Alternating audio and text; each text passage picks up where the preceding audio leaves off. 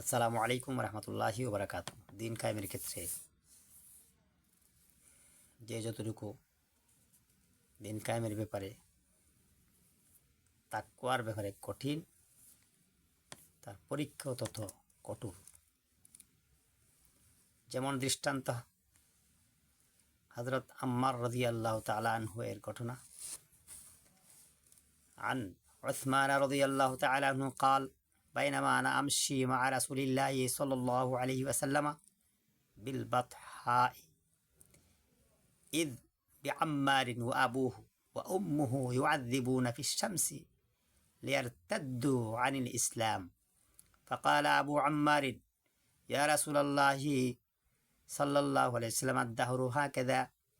قال صبرا، قال صبرا يا آل ياسر، اللهم اغفر لي آل ياسر وقد فعلت।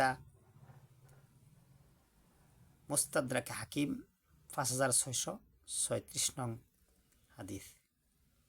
উসমান ইবনে আফফান রাদিয়াল্লাহু তাআলা আনহু থেকে বর্ণিত, তিনি বলেন, একদা আমি আল্লাহ রাসূল সাল্লাল্লাহু আলাইহি সাল্লামের সাথে মক্কায় হাঁটছিলাম।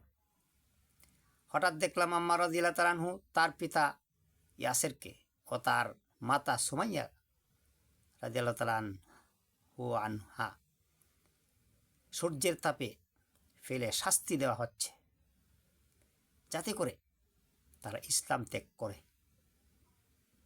আম্মার রাদিয়াল্লাহু তাআলা আনহু রাসূলুল্লাহ সাল্লাল্লাহু আলাইহি সাল্লামকে উদ্দেশ্য করে বলল, যুগ যুগ ধরে কি এই শাস্তি চলতে থাকবে? তখন আল্লাহ রাসূল সাল্লাল্লাহু আলাইহি সাল্লাম বললেন, হে ইয়াসিরের পরিবার, তোমরা ধৈর্য ধারণ করো। এরপর আল্লাহ রাসূল সাল্লাল্লাহু আলাইহি সাল্লাম ইয়াসির পরিবারের জন্য দোয়া করলেন, হে আল্লাহ, তুমি ইয়াসিরের পরিবারকে ক্ষমা করে দাও এবং আম্মার রাদিয়াল্লাহু তাআলার পরিবারের ব্যাপারে দোয়া করার পরে রাসূল সাল্লাল্লাহু আলাইহি ওয়াসাল্লাম বলছেন, আমার নিশ্চিত বিশ্বাস, হে আল্লাহ, তুমি তা করছো।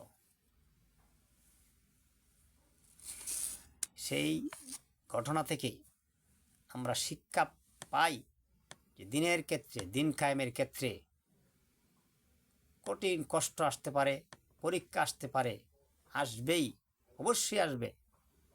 আসুন আমরা সকলেই ঐক্যবদ্ধ হয়ে দিন কায়েমের জন্য সচেষ্ট হই। আল্লাহ আমাদের সকলকে তৌফিক দান করুন। আমিন।